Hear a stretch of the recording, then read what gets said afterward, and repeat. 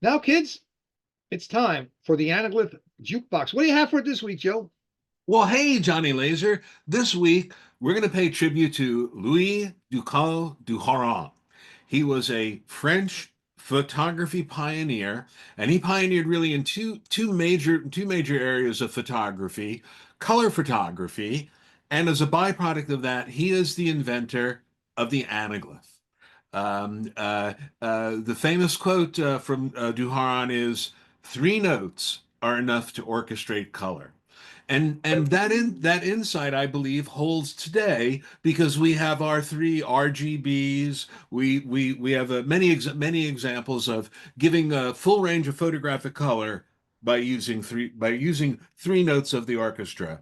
And if my good friend Herb will take it away, we'll visit Louis right now.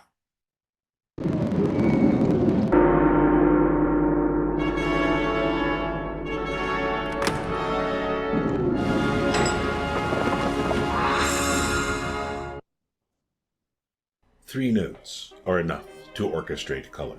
Louis Ducal du Hareng. Duharan was a French photographic pioneer in the development of color photography who also invented the anaglyph, using color information to create depth. In 1891, Ducals du Hareng imagined superimposing two photos, one in red for the left eye, the other in cyan for the right eye. With glasses with colored lenses, the image then appears in relief. He wrote a treatise entitled The Art of the Anaglyphs in 1893. Duharan declared to the French Society of Sciences, Letters, and Arts of Agen that he would give up all rights to his patent if someone could, quote, print and publish an anaglyph image of the moon suspended in space. 30 years later, in 1923, reporter and photographer Leon Gimpel applied the Duharan technique from photos of the moon taken by the astronomer Charles Le Morvan. Three of his images are hyperstereoscopy of the moon, the lunar apiens and craters, and first quarter moon. In 1877, Duharan invented color photography by taking the first in-the-field photograph of the Cathedral of Agen in France. His theory, a three-color technique, was a process he called heliochrome, natural color photography. Carbon pigments were used to take three photos using three different color filters: green, orange, and purple. In 1907, his Omnicolor plates were first produced, the first color plates in the world. A few months before those that were going to supersede them, the Lumiere brothers' autochromes appeared. Today, we use this Duharan technique of three colors, red, blue, green, to produce the full spectrum on all our digital screens. The music today is Fred Mellet and Le Jazz du Moulin Rouge, If All Women Knew, recorded November 8, 1927.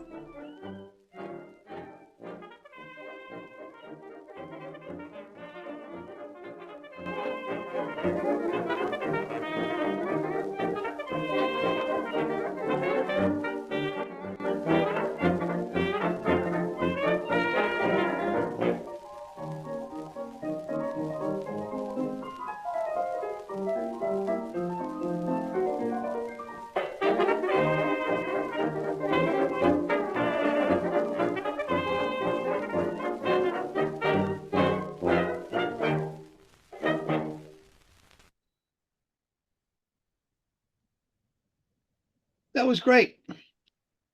Thank you, Joe. And I have a little aside to that. The according to Robert Furmanek, the first 3D movie was shown in Times Square at the Astor Theater in June of 1915. 22? No, 19. I think it was 1915. The Anaglyph. I was in Astor if there's any argument with that, talk to Furmanek. But at least in New York, let's say that. Mm. And we had, of course, the NYSA in 2015, the 100th anniversary. Give or take a few years, if you're right, Joe. We're not arguing, but close enough. We booked the Astor Room, where the Marquis Hotel in Times Square is actually where the Astor Hotel used to be, and they have an Astor Room. They were not aware of the fact that the movie was played there, so of course they cooperated with me after paying them. And they were delightful. I shouldn't even say that. They were delightful. And we would not have filled the Astor Ballroom because the Astor Ballroom could fit like, 1,000 people. But we got a good crowd. We got many of the people that are watching right now. Murray Lerner, we had, the whole list. I should have prepared it, but I didn't realize what this show was going to be today, so I did not write a list anyway. John, I want to correct myself. You are absolutely right. What I was thinking of was not an Anaglyph showing. It was a different process. It was in one of Ray Zone's books, and I believe it was the early 20s, maybe 1922. Story of Love. It was a strange thing where the theater was set up. You were at little tables, and your viewer was on a pole, and you had to put your head into the viewer for it to operate. A completely different event. My mistake. I think from Fermanak's description, I think there were some issues in the 1915 version too. But I think they had them backwards. Something was going on, but nonetheless, we did better. We had such great, but we had Murray Lerner, the famous Murray Lerner was there, and a host of other great folks that were, it was a great night. So instead of having they put us in with 3D people, you know what I mean? They put us in the vestibule area, which is big, man. You could fit, like 200 people in there. It wasn't a small, but it was very nice of them. And we filmed that whole thing, and it was phenomenal. But yeah, the lovable and unstoppable Anaglyph, man. Wow. What year did he come up with that? I keep saying 1868, but maybe now I screwed up. What year? 1891. Okay. Is when he got the idea of superimposing two photos, one in red for the left eye and cyan in the right eye. Then 2 years later, he wrote that up in a treatise called The Art of Anaglyphs. So he really is the father of anaglyphs. But I do also want to point out that it was really on his road for color photography, and that basic idea of, as he says, 3 notes are enough to orchestrate color. That insight that with 3 lenses or 3 filters, I can reproduce them all. And one last little detail.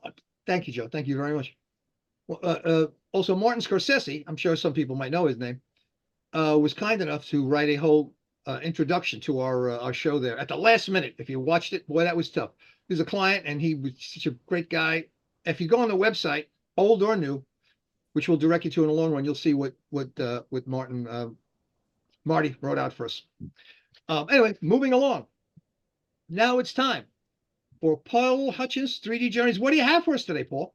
Well, hi, Johnny. Thank you. Yeah, we're going to the English city of Bath to see one of the finest Georgian theatres called the Theatre Royal. It was built in 1805 and Georgian times. It suffered a major fire in Victorian times and was renovated. And then it was staying in business until probably the 60s, early 70s, when it was derelict. It's been redone about 20 years ago, and it's now a thriving theatre. It seats 900 people. And if we read, the music accompaniment is one that was common in Victorian Music Hall. So if we're ready, Herb, shall we run it, please?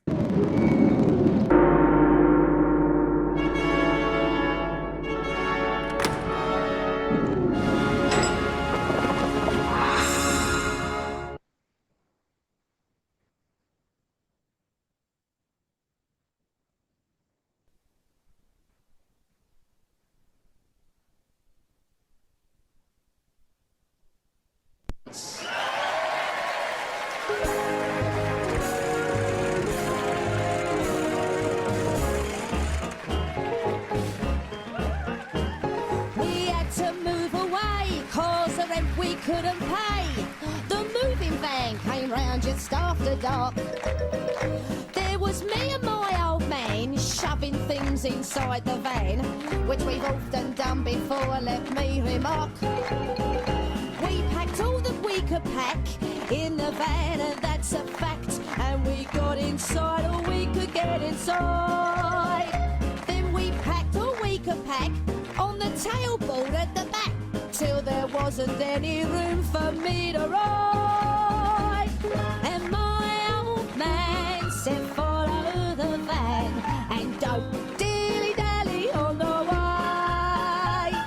Off went the car with me unpacked in it, and I walked behind with me old cock linen. But I dillied and dallied, dallied and dillied, I lost me way and don't know where to roam.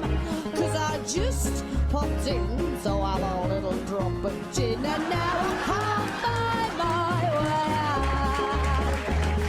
Is everybody happy? Course you are, you're having a better time than the king. And my old man said, follow the van and don't dilly-dally on the way.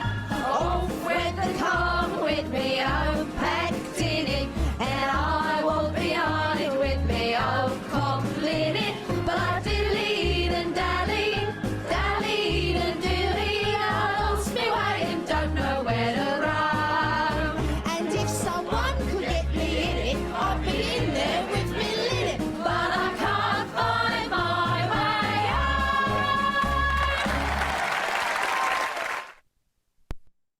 Thank you again, Paul. You know, I rave about this regularly when I discuss this with other folks, because it's an impossible show to try to describe this to somebody. Your work, Joe's work, the stereo picks that gets run by Jim and Stereo Dorothy and Jay, and the work that Herb does. It's really very difficult to explain, but I always bring it up, and the power of 3D to entertain and to educate. Myself personally, I have been educated. Look, I just learned more about anaglyphs. It is a wonderful form to learn from, and we've had some of the most delightful guests, and they keep coming. You know, and by the way, I did hear I generally tune out until the show begins, but I heard you talking about the Blackmagic camera. Now, they have agreed to. We're working on a day for them to show up, and they promised to have or they haven't committed to having a guy from Apple at the same time. Pardon me, I'm dehydrated. You're going to get us that $50 discount on it, right? Oh yeah, for sure. Exactly, $50 off. Listen, thank you for that dose of reality. But and so save your questions for them. I'm sure they'll. We're working on it right now. As a matter of fact, NAB. I have someone meeting them at NAB. I'm not going to NAB. What is NAB, right? A National Association of Broadcasters in Las Vegas. So I have a friend heading over there, and they've agreed to meet up. So that should be interesting. Either that, when they meet this guy, they may decide they don't want to be on the show. No, he's a great guy, a lifelong friend, so I can insult him that way. So anyway, all good. So we're going to move along. Our guest this week is Jason Altice. I can go on and on, but let me just say he has serious computer chops, a great mischief maker. Now, I suggest that you refer, rather than go on and on about it, I suggest you refer to our YouTube from Season 8, Episode 3 that aired on September 23rd, 2023. I can't believe how quick it's going by. I felt like I just spoke to him recently, and I did actually about an hour ago, but before that, that's amazing. Probably all his kids were in college by this point. But most of all, he's generous with his talent, and we're honored to have him back with us today. We're extremely fortunate that he loves 3D and the world of Viewmaster. His YouTube, you can do a favor for me, okay? This is a favor for me. His YouTube channel is Code Makes It Go, and I ask you all to do me, and yourself, actually, I'm doing you a favor, to subscribe to his channel. Now, let me welcome Jason Altice. I practice saying it right.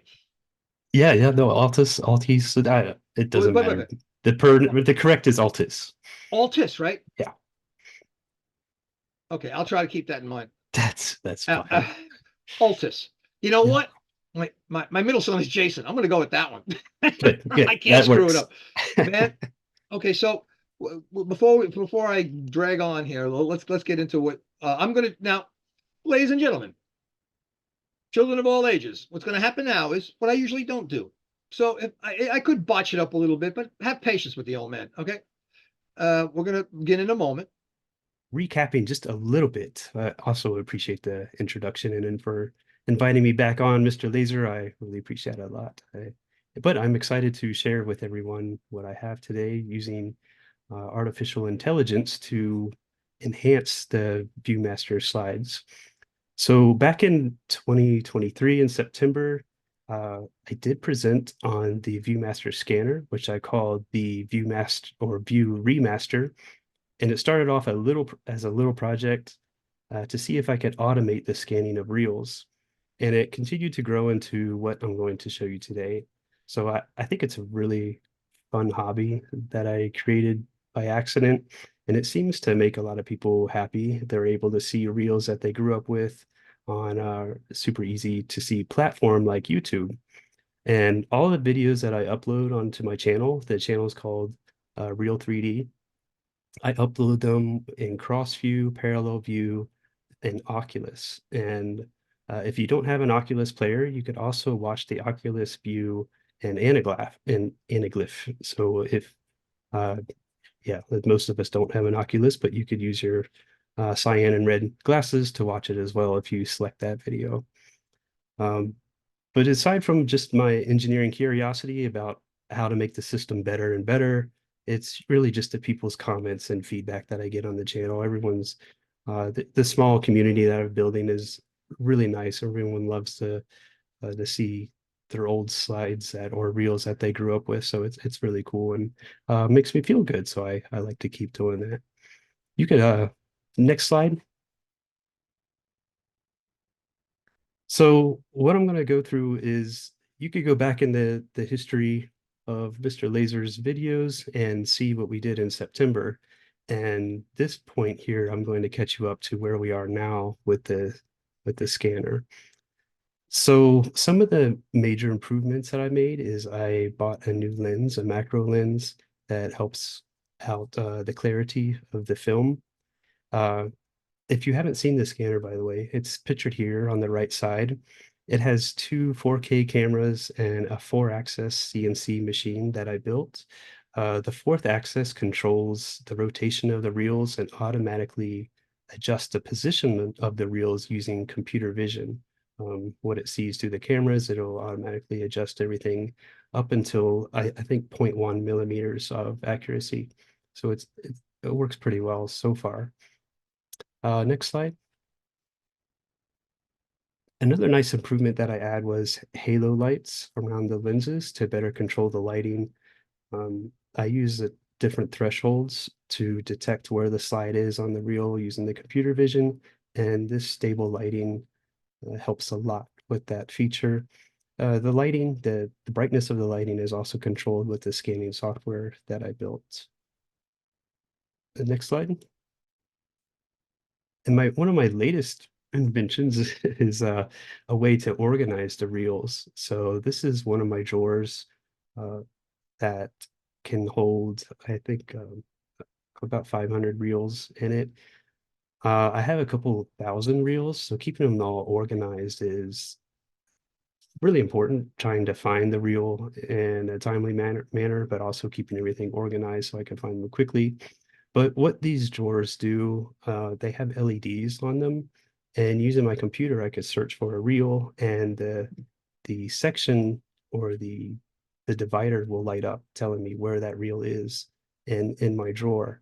But it also helps when I buy new reels, it'll also tell me where to put them. So I could just tell my computer that I have a new reel, it's labeled this, and then it'll light up and tell me where to put it. So I could easily find it later, which helps out a lot, especially if you have 1,000 reels like me. Trying to find a specific reel is really difficult, and it's not always easy to keep them in line by the reel ID. So this is helping me a lot, and I think it's pretty cool. Next slide. So one of the neater features that I added at the beginning of 2024 was slide movement. So what I'm doing here is I'm moving the left and right slides or images to create an effect where the camera is moving around the slide. So I synchronize the movement between the left and right images to look around the slide so you're not staring at just a static view. Since I scan these slides in, or yeah, since I scan these reels in at a high resolution, I can zoom into them a bit without much distortion. Then I use a green screen magic to move the camera around the slides. So Mr. Laser, if you could press play on that, we'll get a sample of what I mean by us moving around. So using a cross view example here, I'm not expecting anyone to free view or cross their eyes right now to look at it, but you can see the two images move in sync together. So when you're watching this and you have the 3D effect, you get the pan around like the camera pans around the slide. All right, next slide. So this next slide here is an example of how I do the 3D effect. Mr. Laser, you can push play on it, but we don't have audio, so I'll just talk over it as it plays.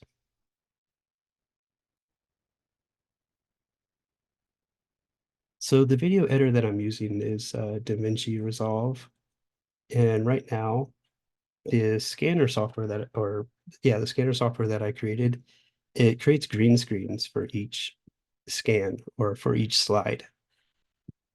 And you can see in the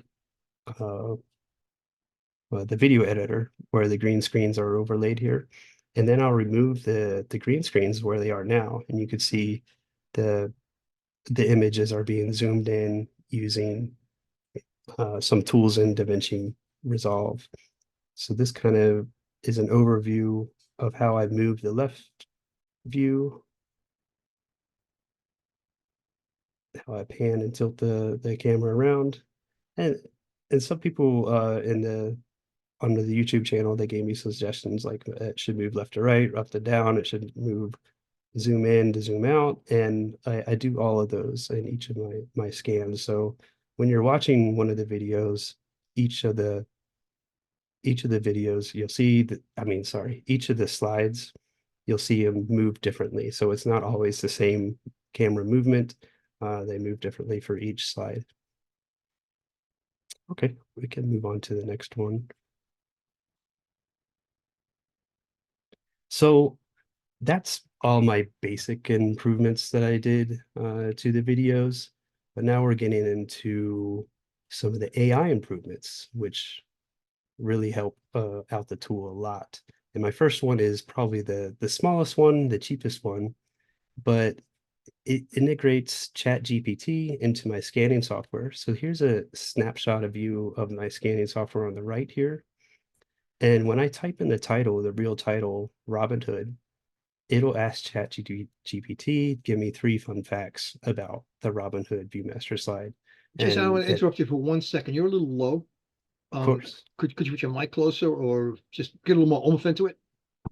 of course. Thank you. Apologize. No, no worries. Okay, so on the right side here is the scanning software, just a snapshot of one of the pages here. And I integrated ChatGPT into the scanning software. So this is my first AI tool experience with it, using the ChatGPT API, the application interface. So when I type in the real title, Robin Hood, it will ask ChatGPT, give me 3 fun facts about Robin Hood. And that is what will appear in the description of each of the videos for the Robin Hood scan in YouTube. And I'll show you that towards the end. I don't, Mr. Laser and I decided that we're not going to swap screens back and forth. We're just going to wait to the end, and I'll take over and show some of the YouTube videos of that. Oh, right, you can move on to the next one. So this is us getting a little bit cooler. Unfortunately, we don't have the sound on this one, but I can show you later. I use let's see, 11 labs to generate the voices based on what was captured. So in that first, what we can see a screen capture on the left here, where it looks like a watch, but that's actually the picture of the reel from the camera.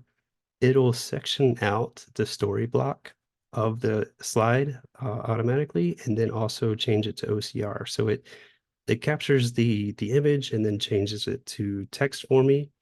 And then using that OCR scan, I could send it to 11 Labs API, and it will generate a human-like speech. So based on the theme of the reel, I select a different voice, and that's what I wanted to show in this slide. There's the title of Robin Hood, and I have 3 different voices over there as an example, is what I would have shown here. So if you see my videos, the voice character will change based on what I thought was the best fit for that theme or for that reel. So this tool, the 11 Labs, uses deep learning model that predicts how the text should sound based on punctuation and sentence flow. It also determines the tone, pitch, and speed based on the sentence structure. So I have, again, some of the examples there. 11 Labs also does voice cloning. So if you wanted to read a storybook but you didn't want to physically have to do it, you could clone your voice. It'll learn your voice by listening to you, and you could just type in the text and it'll sound like you're reading it. And I also have an example that I can show at the end of this where some channels are reproducing people that have passed on, like Bruce Lee. A lot of his stories, Bruce Lee is now narrating it based on his voice that was learned. Okay, next slide. And we'll work on this during the after party. So any of those audios we'll do in the after party. We'll figure that out at that point. Yeah. As a matter of Yeah, fact, yeah. hey crew, figure that out. Yes, keep going. Of course. So now we're getting a little bit cooler into the AI. I'm using AI upscaling for each of my slides. These are the original scan is on the left and the AI upscaled is on the right. It may not look very different to you right now, but I think that's a testament to how the scanner is working. It scans in really well. It has really high resolution scans, and the AI upscale looks a little better. You could tell a difference. So, but we'll zoom into a section of the image here on the next slide. Yeah, so zoomed in, we could clearly see a difference. And again, for a 50-year-old piece of film, the scanned in version on the left, I think, is pretty good. But instead of simple like stretching the pixels and blending the colors, we use AI upscaling, which adds in detail with deep learning based on other images it learned from. So the AI predicts missing details in the image and then sharpens and removes noise. So what we can see, like, I guess you could easily see the difference here. But in the next slide, I'll show you some of its magic that it can really do. So the original scan again is on the left, and on the right is the upscaled image. And if you notice, his face is much more detailed using the AI upscaled.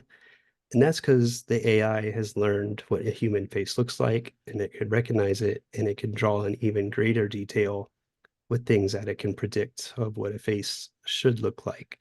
If you go to the next slide, we'll zoom into the face. And you can see again how the AI understands what a human face should look like. So it can predict using shadows. It could even fill in his lips and his eyes and even his mustache shadow, which is pretty amazing to me. So when you do see the videos that I'm scanning in on the Viewmaster reels that I'm scanning in, you may notice that the humans, specifically the humans and their faces, are much more detailed than the other areas of, excuse me, than the image. Okay, now we are getting to AI motion, which is really cool. Go ahead and click on that picture there. So what I used to do in 2024 is volumetric images right here. So Yeah, sorry, I lost my place on my notes here. So I started off with volumetric imaging, which takes a stereo images and figures out what pixels should be in between the two images when slowly moved. So a lot of you have already seen this, and with Ren depth, it does something similar. But in this example, I'm using Immersity because it has an AI API that I can integrate with my scanning software. Okay, next slide.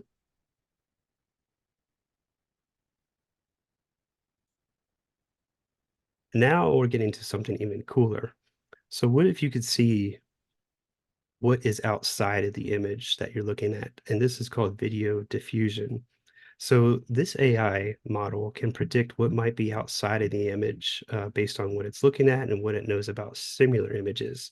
So if you click on that first view, we're going to do a rotation to the left, and the AI is going to fill in what it thinks it should look like.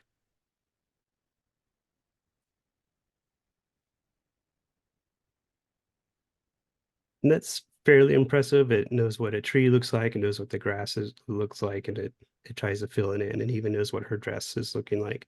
But you can see there's something pops up behind the bunny rabbit, which wasn't there before, meaning it didn't really understand, um, fully understand what this image should look like. If we look on the image on the right side, I think this is really cool because it boxes the image. So it took the border from the slide that I scanned, and it thought it was inside of a box, like a little showroom. So it kept that box there and it kind of zoomed over top of it. Now, images like this, Alice in Wonderland, are somewhat difficult for the AI to do because there isn't many models for it to learn from. Things that it's really good at is environmental settings, because there's lots of pictures of skies and trees and yards and stuff that it can predict what's happening. But as you probably understand, Alice in Wonderland, not so much. It's very difficult for it. All right, let's go to the next slide. So this is phase 3, and this is what I'm doing now. This is called neural motion, and it's even better than video diffusion because it understands the picture. And in this one, if we click the right video, I didn't tell it anything about the slide. It understood this was looking at water. It understood it was a fountain, and it understood the flag in the background should probably be waving. So it animated everything by itself, and I didn't have to do anything for it, which adds a lot of power to making your videos and everything come to life.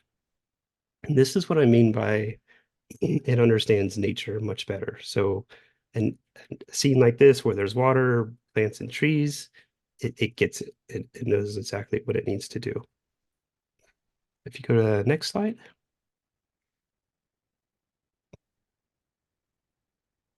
So here, the original scan on the left, and I provide that original scan to the AI model. And you can see the picture on the right. This is the part of the video. And another thing the AI is very good at is human motion. So all the videos that AI learned from, the deep learning, it watches videos and it sees how people move and understands the motion of people. Now, what I find interesting on this slide is there's fire at the top of the screen. And when I first scanned it in, I didn't even notice the fire. But somehow the AI recognized that this is fire and it's going to animate it. If go ahead and play it.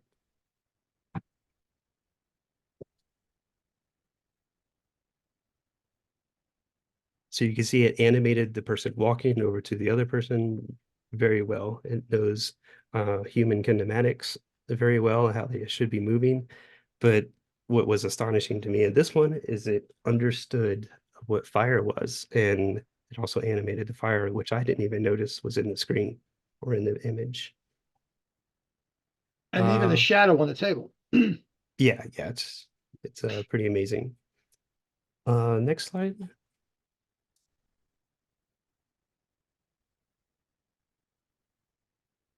Now, another really cool thing, what you can do in this AI animation is you can control the camera.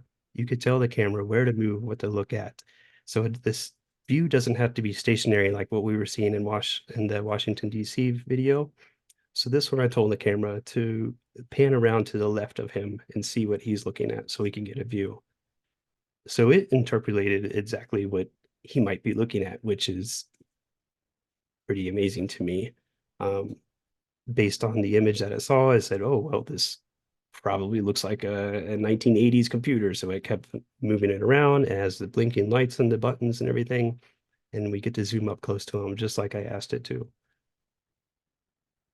So you could, the point of showing this is you have camera movement. You can zoom into whatever you want on the image, and it'll try to recreate it the best it can. All right, next slide.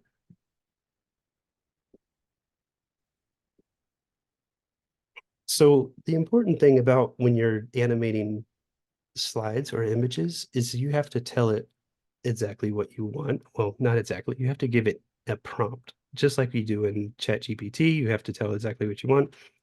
And these, when it's creating the animation, you have to tell it what you want. So in this one, I have my prompt based on the left side here. So the trees and water in this scene are moving in a gentle breeze, and I wanted to add in ducks. So add in 2 ducks and the water peacefully floating along. So you can see that it panned the camera around.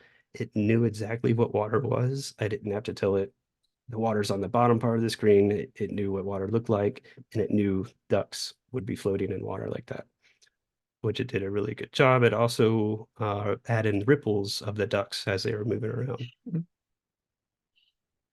So you could take a simple scene like this and you could start moving it around, and you could also stitch scenes together. So if you wanted to keep continuing down this river, you could do that as well.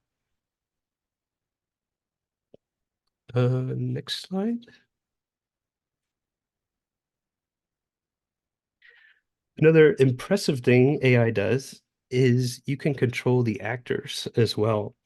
So on the left side, I wanted the actors to panic because in this slide, the text, they were about to have a collision course.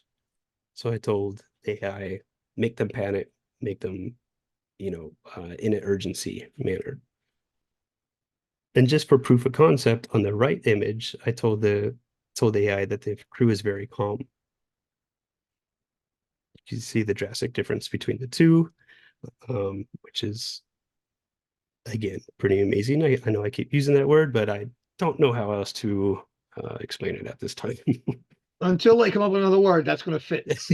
Yeah, that's just what it is. Pretty amazing. So I could have controlled, again, the camera movement. I could have zoomed in and panned right to see what the guy was looking at, but in this case, it's just a static view.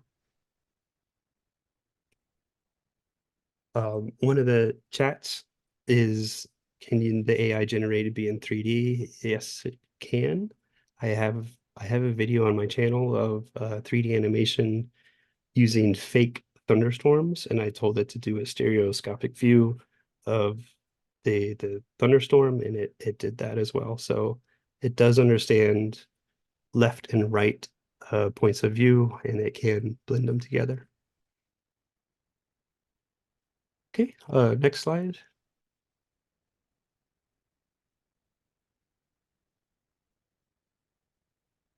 This is a YouTube short that I wanted to share with you. I'll do this later after this presentation. And now we get into the troubles with AI. The prompts that I was showing you before, they have to be carefully written. And again, it has to be in something AI understands. So I have the prompt on the bottom here. The girl in the scene walks around the table towards a flask on the ground. So it added a girl and it thought the ground was table, and then she comes back and drinks a flask, which is okay, yeah, that's what I asked for, but uh there was already a little girl in the scene. I didn't want a new one. And then again, it adds another girl into this scene, and then she starts drinking a flask. So it is still a dumb computer at times. And you have to kind of box it in or bound it to exactly what you want it to do, and be pretty specific at times of how you want the video to generate. So we have some more bloopers. Next slide here.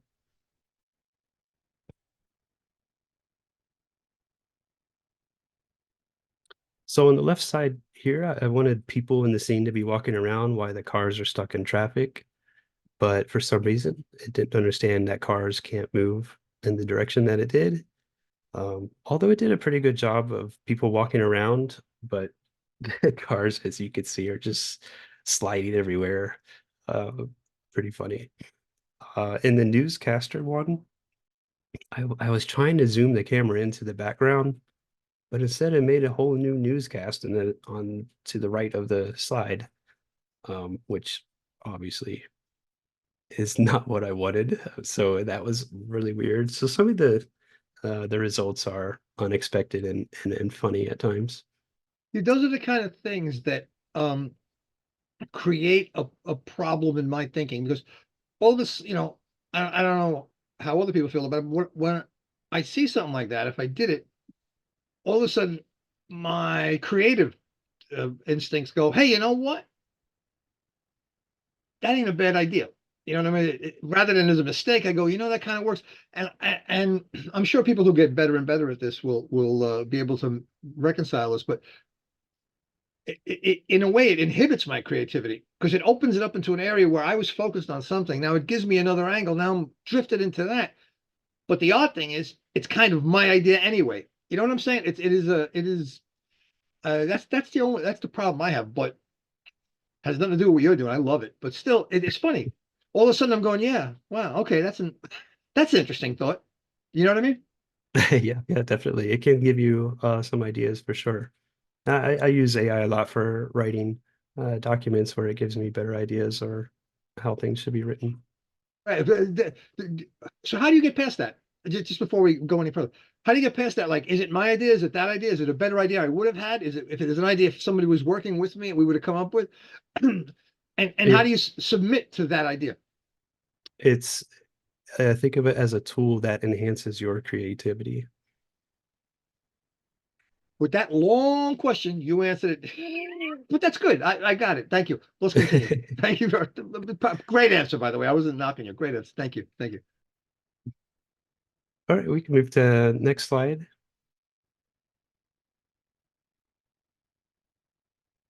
So here's some more bloopers. And again, this is just showing the fact that AI doesn't understand make-believe. So when I'm trying to get this to zoom into the lion, it did that, which didn't make any sense. And then on the right one, they both run away from the angry lion. One of them turns into a mouse and runs away. Like, what are you doing? So sometimes it can be very frustrating.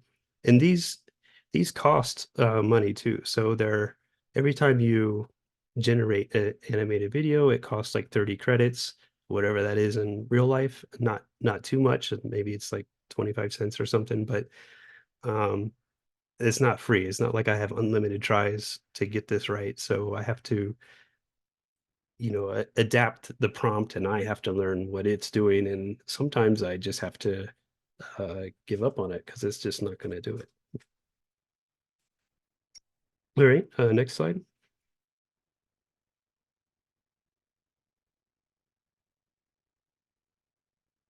So this is something I'm working on now. This is using Deoldify, and I think someone in the comments, yeah, the 19th century stereo cards. A lot of those cards, some of them have color, but most of them were black and white. Those cards can be colorized now because AI understands what the ground is, what the sky might look like, different colors. Unfortunately, a lot of Viewmaster reels, the cyan color has faded over time when they switched away from Kodachrome, which was a bad mistake. But I guess, someone had to make a dollar somewhere. But in any case, so the cyan color has failed, which is why the red is still remaining. And a lot of the slides have color shifted red. So what I'm doing now, sometimes de-oldify. This is a free program you could use. It will make the slide look a little bit better. Here in the Superman, you can see it tried to color things, and it does look a little bit better, but it's not perfect. So what I'm doing now is training a model with faded slides and the actual color of the slides, and hopefully it will begin to learn what a color shift looks like. So if you go to the next slide, this is an example of it working with the color shifted KISS reel, and what it thinks it should look like now. So it's not perfect yet, but still working on that to get it to a better position. So that's the end of the slideshow. If I could take control, I'll jump over to my side, share some of my not reels, but yeah, I meant to say window. Hey, Jason, Yes. that was great, man. Oh, I appreciate it. Thank you. That was, there's an old saying, believe nothing you hear and half of what you see. I'm gonna fix that now. Oh gosh, yeah, that's changing too.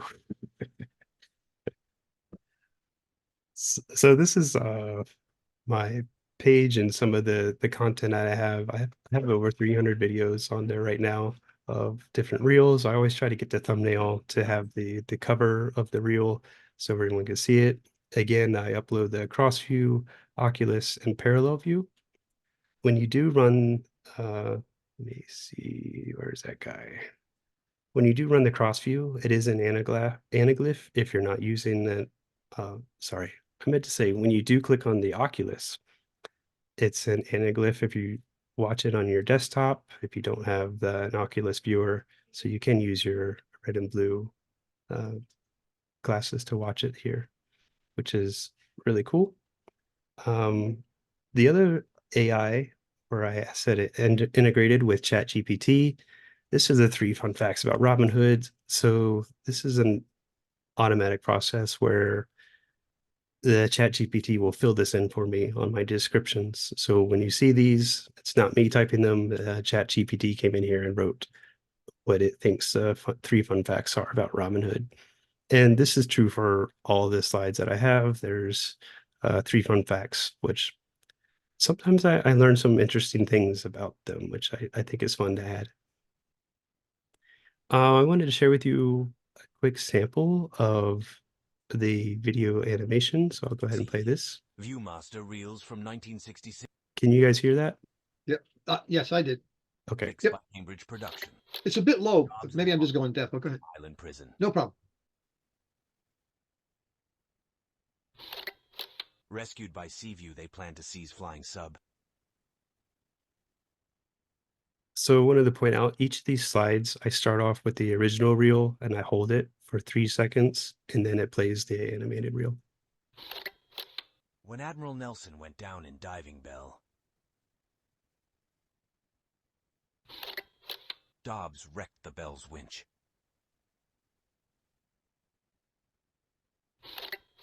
The criminals ran as the diving bell fell.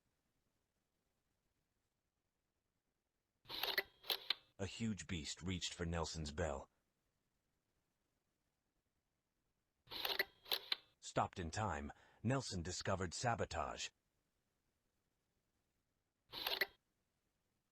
So again, the voice in there was AI voice, and based on the video, you just go back to the Oculus here. I'll play this one. In it were greedy Prince John and Sir Hiss, the 2 outlaws. So I thought this lady would be a better voice for Robin Hood. Disguised as gypsy women stole the gold and royal robe. What is this little edit video you got about? I'm sorry, what? It says, I'm sorry, I mumbled that one as best I could. It says analytics and edit video. What are you editing? Oh, that's because I'm logged in as me, the Oh, real no, 3D. sorry. Yep. So I can Okay. see the Carry analytics. on, as Paul would say. Yeah, I can see how many people watched it and stuff. So this is another AI voice. As we all know, Bruce Lee's no longer with us, but they the AI voice has trained itself to sound like him, so we can get new videos of what Bruce Lee might have said. Power came from the perfection of movement. I spent years hardening my fists, conditioning my body, mastering every technique. So a lot of us have seen that before, but in that case, I'm using 11 Labs to train voices, or not to train voices, but to have the voice read the slides for me. What else was there? I think that's about it. This is the Halua application that I use. I don't know if they could call it application, but service. So when I upload a picture like this, I type in the prompt and tell it to generate the 30 tokens, and then it pops out over here and I just download it. A lot of times I have to do it multiple times. This is a video of my grandpa and sister. Granddad has obviously passed away here, but you could reanimate them in some videos. So some of these are really impressive, like them driving a spaceship through an asteroid field. Somehow it knew what asteroid field might look like and did that. Some explosions. It always does explosions pretty well for some reason. There must be a lot of videos on the internet of what an explosion looks like. And some other things that are kind of cool, where I said a large alien craft captured a small UFO. And the result was better than what I would have expected, like how it actually captured a UFO. Just scrolling through these. A lot of these you just saw in the clips, because I just download these and put them into a video. Land of the Lost. It does know the kinematics of animal motion as well, so it can reanimate tigers and animals and stuff like that. Let's see. I don't think I have too many more examples to share. The bloopers are always the fun ones. And this is the one I settled on was the best. I just asked it to slowly zoom into the lion, and this is the one I used because I couldn't get it to generate properly. So that's that tool. This is the older one, the immersive AI, where it changes a 2D picture into a 3D. And this is the video dimension one. So you could download this paper, and it's a research project. It tells you exactly how it works, but I think it's funny to read some of it. I want to just share with you how it might work. So in here it's like, this controllable video diffusion approach enables precise manipulation of spatial structure and temporal dynamics, allowing us to reconstruct 3D and 4D representations of sequential frames with the combination of spatial and temporal dimensions. So that certainly wasn't written by the marketing department. Yeah, Okay. I don't know how you could be more clear about how that works. Okay. So in this one, I don't know if I have the prompt in here. No, I didn't save the prompt, but I told it basically there's a left view and a right view, and they have to be in stereoscopic imagery. So you can see this is a fake reel that I made with the title. And all of this is AI generated, obviously, but it did a pretty good job of keeping the two images in sync with each other. And if you want to go back and look at that on your own time, you definitely can, just to see how well it did with the 3D. So you are able to tell AI, I want a 3D image, and I want the left view and the right view, and I want it to be cross-viewed, or I want it to be in parallel, and it's going to look to it for you. Well, I do notice some problems with it, but I guess you go in there. How do you tweak it? Is there a way to tell it? How's that happen? Yeah, with your prompts, you could try to tweak it. With your prompt. Yeah, so you can But do what do the you tell? best you Like can. something like this. Let me see if I can get my eyeballs going here. something I don't like. Yeah. Yeah, that one looks pretty good. It looks good, but yeah, this one's pretty good. If you don't mind me interrupting, Yeah, I'm yeah, just Jim, curious, please. Jason, is your feeling that you'd get better results taking a 2D AI generated image and putting it into Immersity as opposed to doing what you've done here and having it generate its, because my sense is Immersity would do a better job, but you've got, of course, you have a lot more experience. Yes, yeah, I agree with you. Using Immersity or the Ren Depth would probably do a much better job if you just generate a single image. But again, even those tools are using AI to understand depth.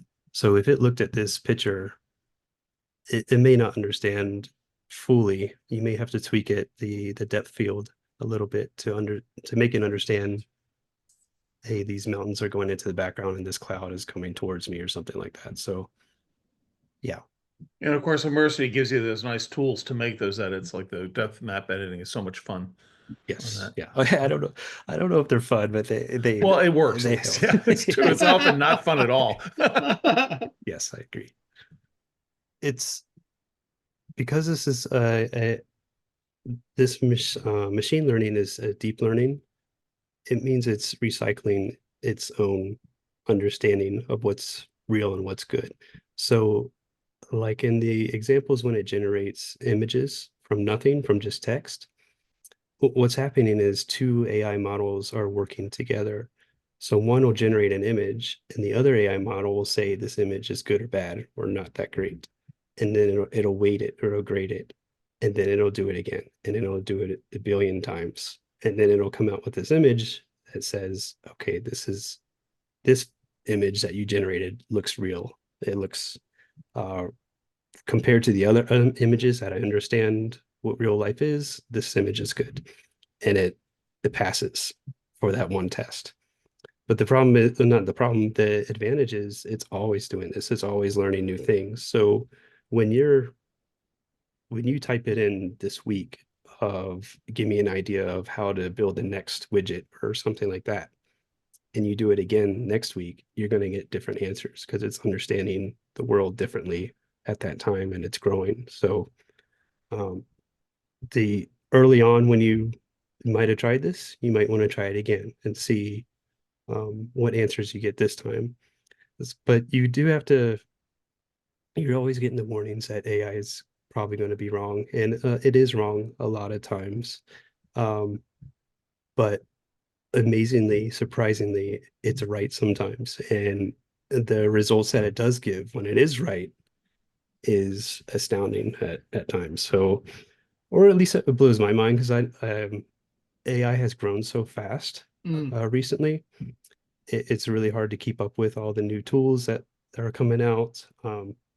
It's, when we were growing up as kids, you get the idea what AI is. Oh, a computer can think and talk back to you, and it can learn based on your emotions and things like that. But now we're getting into where it's creating, deep fakes and real voiceovers of what you might sound like if you actually did this with, like in your videos, when you're editing your videos, you don't have to re-edit your video anymore. You could say, I didn't mean to say that word. Go back to this time and change it, edit the video to say, make me say this.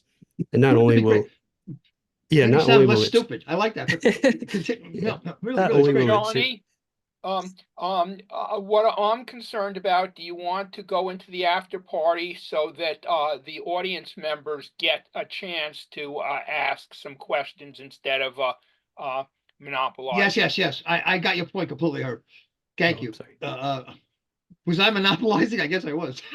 Oh, That's sorry. all, just it's all thinking- very interesting. No, One question I have, is there any tool or technique that you're waiting for? Is there something that you're hoping to come out, some capability that you're, expecting to arise, or are you getting pretty much everything you want to do is already available? I guess like the old saying of Steve Jobs, I'll show you the product that you want to see. Because we don't really know what we want to see. A lot of that is happening where I didn't know I wanted to reanimate the ViewMaster slides, and like, oh, this is kind of cool. And some people are actually offended by it. Like they want the raw original ViewMaster slide. They don't want to see a fake animated view of it. So there's a mixed crowd of how it's happening.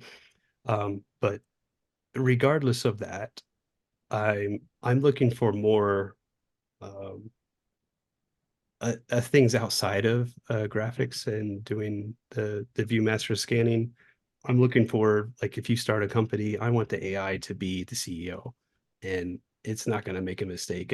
It's studied thousands and millions of other CEOs in the past and through history, and it's going to tell you exactly how to run your business. And As that's long what as it's things I'm not a looking for. lion chasing company, as long as it's not a company that has lions chasing people, because that could be. Yes, yeah.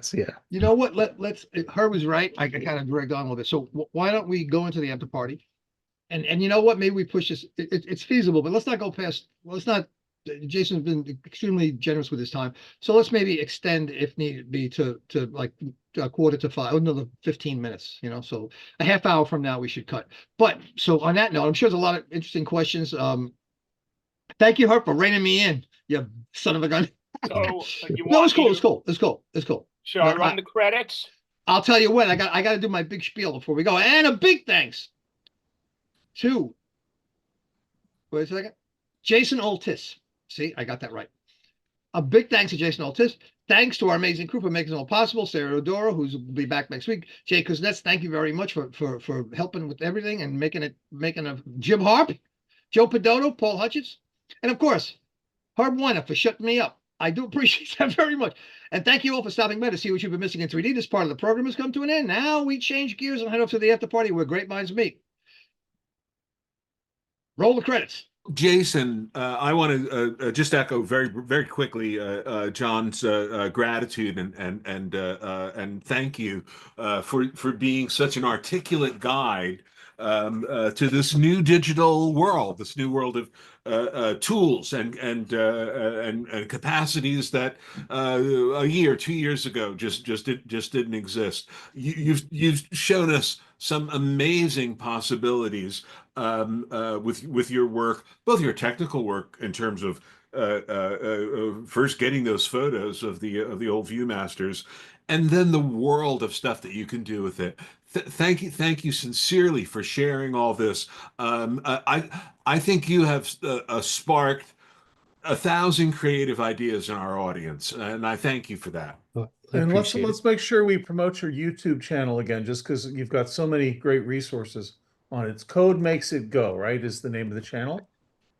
That's the channel I build projects on. Or what's the best place for people to follow your work? Please promote anything where we can keep. Okay. So you've got a lot of curious, interested people here. I'll put them both up there. So I have this real 3D video link that I just put in the chat, and so that's where I keep all my 3D reels, obviously. And let me get my other channel. Jason, I don't know what your background with Viewmasters and collecting Viewmasters is, but did you know Sheldon Aronowitz? I did not know. Okay, Jason, are you putting that in the chat to everybody, or is it going to one person? Because I don't see those. Oh, in the chat. I'm sorry. Thank you. You're saving everybody's day, Herb. Yeah, no, this is helpful. We're always grateful to have people paying attention. We had a question while you're doing that. A question from Bill Walters. He's curious about your workflow. Are you using both chips from Viewmaster to make the video, doing outpainting and motion on both chips? Or are you basically picking the best one? And then if you want 3D, use Immersity or something similar to convert what AI has done, animation and all that, to 3D? Yeah, that's a great question. I use the left scanned in slide when I'm doing animation. So all of the reels that you see, or all the animated videos that you see, are using the left scene. Interesting. Your scans look so clean. Do you clean the chips with any particular technique, or is that a lot of that being done in software? Anytime I try to scan Viewmasters, I get spots and dust, gosh. and you must have some nice solution to that. Yeah, I have these really soft brushes that I use to try to get some of the dust off of them, and then I have the lens, I guess you see here, Yeah, the little, blower, yeah. yeah, that blow some of the dust, and then still there's dust on there, just like you experienced. Like there's no way you could get it all the way off. So after that, I go into some. Let me pull up the. It's called AKVIS Retouch. I'll type it in the chat. And I use this tool, and it does a really good job of removing scratches and adjusting, not adjusting, but taking out smudges and things like that. So I go through each slide, manually remove all the smudges, all the dirt, all the scratches, hairlines, whatever might happen through the 50, 70 years of storage. And then I put them into the AI upscaler. Are there any Viewmaster reels you're really looking for? Any of the old TV series, or I know some of those are quite rare. Anything you're watching out to get your hands on? Yeah, I'm always looking for the rare Viewmaster slides. I've bought a lot of them. What since I'm trying to train that model now, I'm trying to find a red or a color shifted reel with the actual colors. And sometimes you have to get them in different languages. So if you get an English one that's color shifted, sometimes the Spanish one or the German one won't be. Oh, wow. So depending on whether they use Kodachrome or not, in other words, Yeah, right? I Because guess. that's the big issue, isn't it? Kodachrome seems to not fade at all after all these years. Yes. And then I guess some manufacturing around different parts of the world, maybe I don't know, but some of the colors haven't faded. So your ideal training situation would be to have an unfaded color and a faded one and be able to tell the AI, compare these two, and this is the changes you will make on other redshifted. Am I understanding That's the process correctly? You would actually want to train it to see the difference between a faded and a non-faded reel. exactly, yes. How So interesting. I'm using a teaching model instead of a learning model. Now, I'm curious, do you have a need to have a really high-powered computer, or is most of this high-end work being done in the cloud, so to speak? You're paying for someone else to use their bank of servers to create these videos. Do you need a really like beefy computer for what you're doing? No. So I used to, when I was doing the volumetric imaging, it uses a lot of CUDA processing power, uh, and it took a couple hours to process it. But like you said, now I just use the machines in the sky, and I don't need anything on my side really. The only power I need on my computer is the video editor. Fascinating, right? So Yeah, I've been reading a lot about the new Mac, the M3 Studio that can have 512 terabytes of RAM and let you load large language models into it. So that's kind of what um, got Oh that wow, question. that's amazing. Yeah, it's expensive. It's Oh, 14 grand to get all that, so I ain't buying one, ouch. but Jason, I have a question. You mentioned earlier that you were using DaVinci Resolve, and I'm curious whether you use the free version or the studio version. And if you use the studio version, what features of the studio version that do you need that aren't in the free version? I do.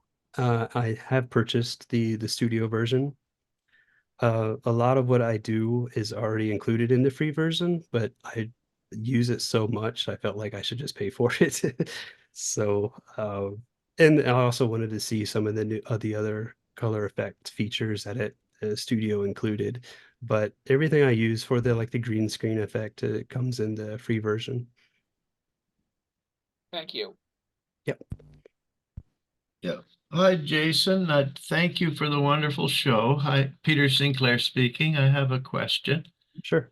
Um, Jim brought up a couple on a tutorial of where you can look at 3D as you're doing adjustments with it. And I was wondering if there's something where in this new AI world, we can say, move the tree forward, this sort of, you can do fix-ups verbally. And then, Yes. because right now I do a fix-up, throw it in SBN to look at it and back and so on. That's the question. Yeah, you can. but it's not instant. It's not like real-time viewing. You do have to think about it, put in the new prompt, let it generate, which, it could take 4 to 5 minutes to generate it, which is pretty good compared to the hours I had to use before.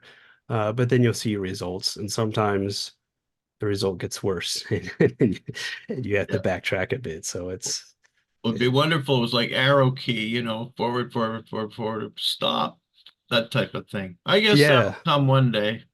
Thank yeah, you for your exactly. wonderful presentation. Yeah, I no, appreciate it. Thank you. one question I had, and I do encourage people, please feel free to put questions in chat. We're not going to keep you for too much longer because you've been very generous, but you showed that astonishing volumetric, in other words, you've given it, is it using the stereo pair to calculate that volumetric, or is it basically just from the left slide, the AI, was able to deduce the volumetric information? I'm just curious if the stereoscopic photo is of any value to the AI creating a volumetric scene where you're moving around it. Are you talking about the one where it Yeah, panned like left the or right? Alice in Wonderland where you were panning all, I mean, we literally, it was a solid, where you were moving the camera over the screen and we were in like a solid volumetric. I was just curious if the stereoscopic original had any bearing on what the AI did to create that wonderful volumetric, or is it just entirely deducing it from a 2D image? Yes, so it is entirely creating that from a 2D image, and I could show you. Let me share my screen again. So this is it. It's called Dimension X, and they have some examples where you just input the image. It tries to understand what it's looking at, then it'll rotate it around and create a video for you. You could Interesting tell. how his reflections aren't like, that's so cool because this is something we often see is reflections are one of the things that really throw off AI.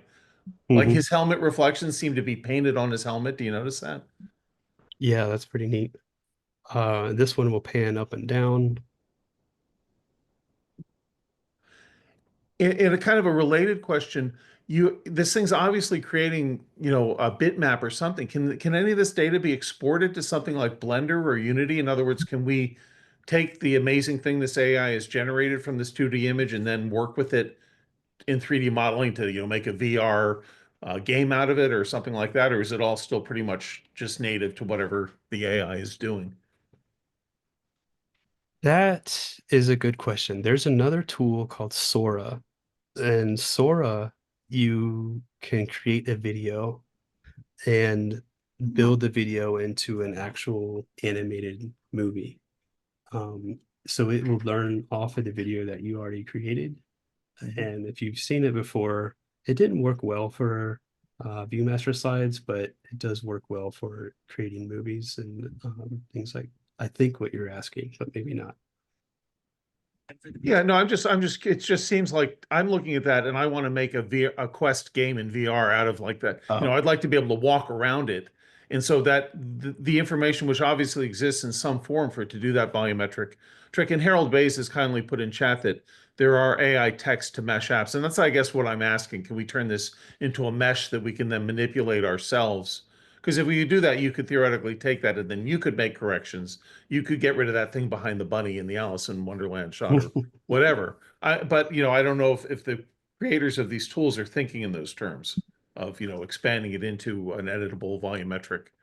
Well, I'm going to check out Mesh AI and the Deep AI org to see. I haven't seen anything in the video space where it that's probably not what you're asking though. You're probably just asking about a still image and getting to 3D.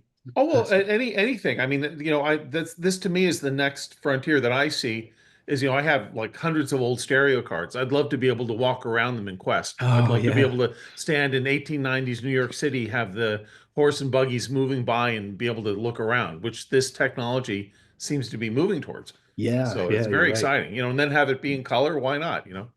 Smell Yeah, the breeze. I mean, talk to the people. It's just kind of mind-boggling where this can go. And there's so I think much rich material that's waiting to be worked with. I think you're exactly right. That's probably where they're headed, something like that. Terrifying at some level, but nonetheless. Oh, well, Yeah. sure. No, these are, and so are there, where do you, probably very broad question, but where do you go to, are there chat boards where you can get information? Where do you find out about all this stuff? I mean, it's such a big field and it's a little dizzying for those of us who are dabbling in it. I guess we can look at your YouTube channel and get some very good tips, which we're very grateful for. But where do you find out what's coming up or what's going on with this? Is there a Discord I chat or a? no, I stopped asking humans right now. So I asked the AI itself. It says where can I go? That's the answer we need. Of That's course. amazing. Yeah. So I get a faster answer that way, and it gives me a bunch of links to go try when I'm looking for something else. So it's pretty amazing how it's learning from itself. What AI do you use to do that? You use like the Google one, or how do you do that search, or how do you do that search for AI? For me, I use the chat AI or open AI, Mm-hmm. and let me pull it up. Yeah. Which is basically the chat GPT, but it also matters what engine you're using. So what's nice about that is if I have another idea on my scanner, say the chat GPT integration, I would say, ask it, how would I integrate chat GPT into that? And can you show me in C#? Because that's what I wrote the application in, and it would spit out the code for me. And all I have to do is basically cut and paste and put it in there, and it'll ask me if I need any more help with it, and you could go on from there. The really cool thing is the Chat GPT app on your phone. This to me, if you guys want to try it and download it on your phone, it's pretty amazing. When my kids are using it at night, sometimes it'll talk them to sleep. So it'll ask them questions about their day. You could do some, it'll tell you stories, and in the middle of the story, you know what? Let me pull it up real quick on my phone. If you guys don't mind, I could start it, and I'm sure you'll be able to hear it as well. All right, I'll listen carefully. Let me know if there's anything specific you want me to pay attention to. Sure. Can you tell me a story about a cat and a dog that get on an adventure? Once upon a time, there was a curious cat named Whiskers and a Oh, friendly dog sorry, named... excuse me. I don't want a cat. I want it to be in a giraffe. No problem. Once upon a time, a curious giraffe named Whiskers and a friendly dog named Barkley set off on an adventure. They wandered through forests and fields. So the kids play with that at night sometimes. It'll ask them what they want to do when they grow up, and you could tell them, and then it asks really intelligent questions about, oh, that's interesting. Why do you want to be an astronaut? Or what makes you excited about being an astronaut, or something like that. So I don't know what the original question was, but that's where I'm going to stop. That's all fascinating. I mean, I was just asking about sounds where like do a you go to really find cool out and- about this, these new Oh, things. And that's such an interesting idea that you asked ChatGPT, hey, what's new with AI image generation? What's the newest volume? I hadn't thought of that, but who would know better than ChatGPT? I mean, It that's hangs would out know at the water better. cooler and hears it. That's just really fascinating. Yeah. I'm curious, are you at all interested in old stereo cards? Only just it's another entirely different resource of interesting stereoscopic imagery that, Yeah. So I'm building a scanner for that, for the audio. Let me grab them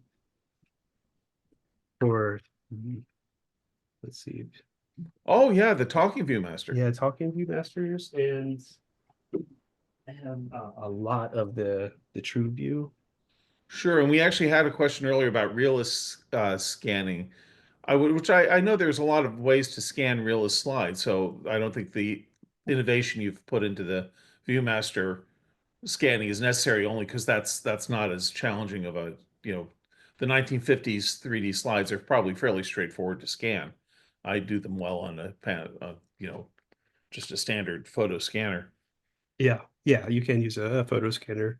I'm pretty excited about getting the True Views working, because most of these, they make color ones as well. Most of these are black and white, so recoloring them and possibly reanimating them might be something people would really enjoy to see. And they have, as I'm sure you know, they have some amazing old Disney material. Like they were the owners.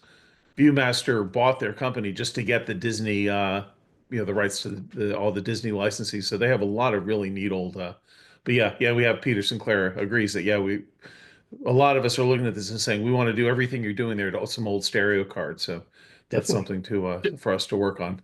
Just a mention for Aronowitz, Sheldon. He had true views that were still in the original color somehow.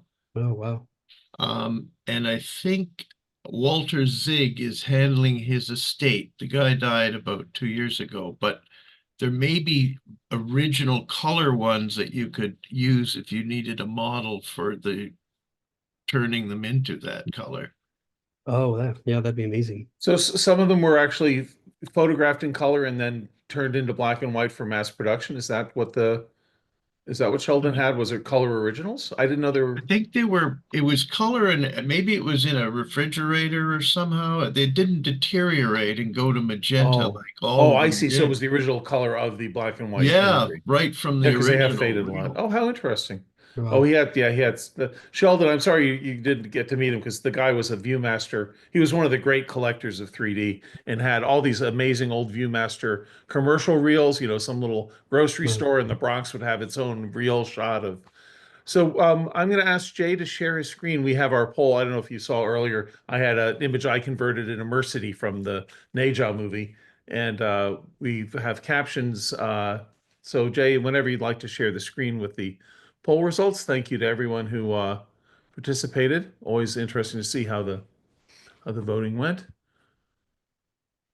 Looks like Rick got the winning. I can't find a single shirt with more than 4 sleeves.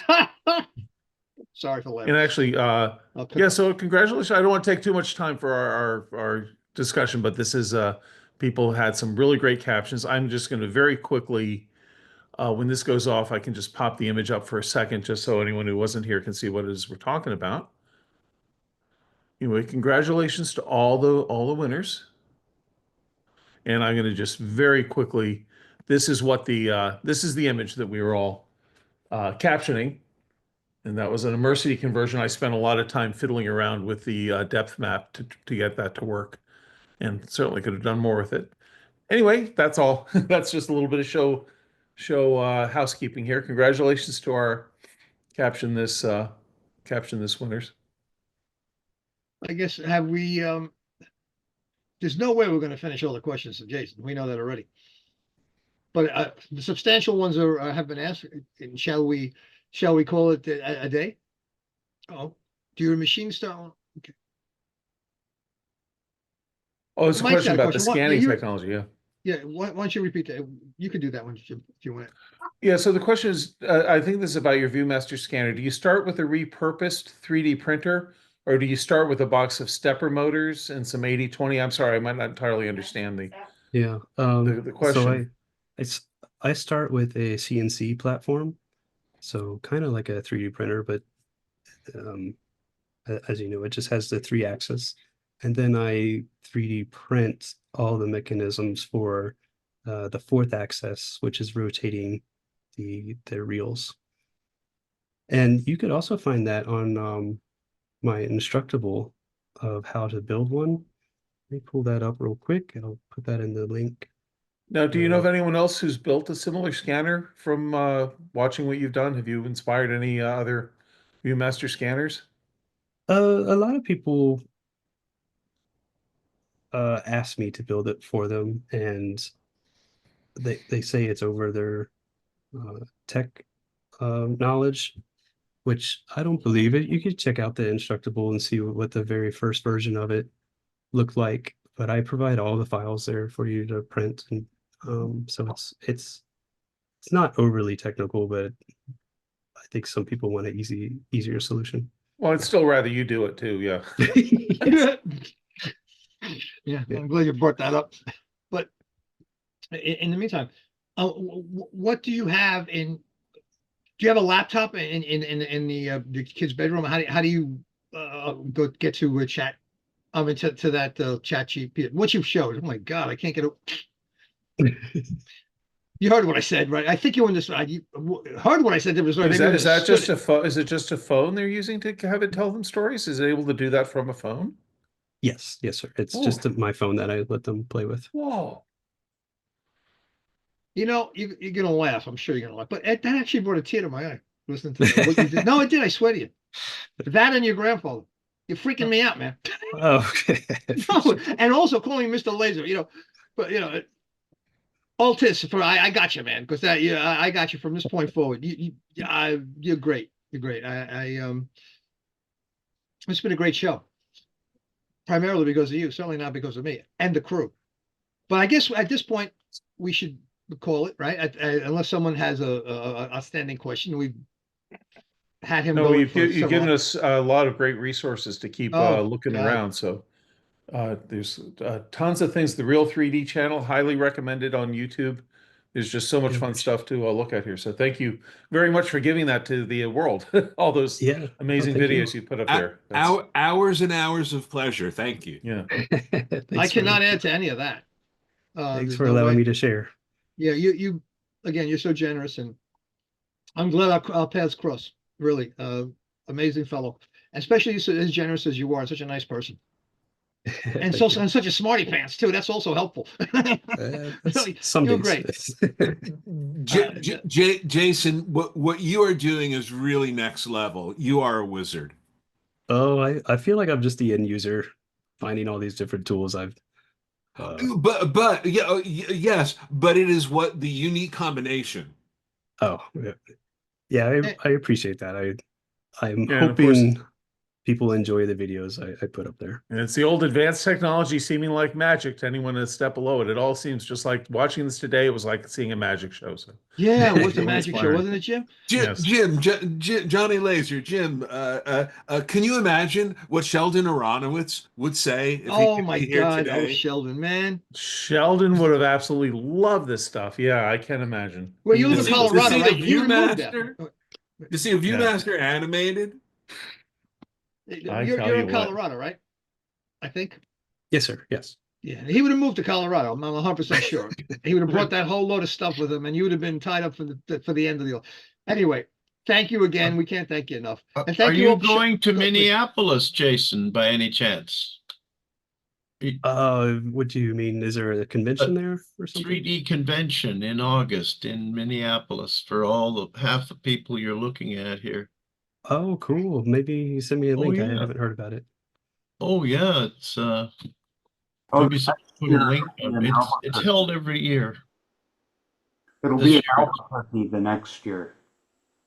Yeah, you'll be freaking that crowd out. That's to be sure. That's the Windows XP crowd.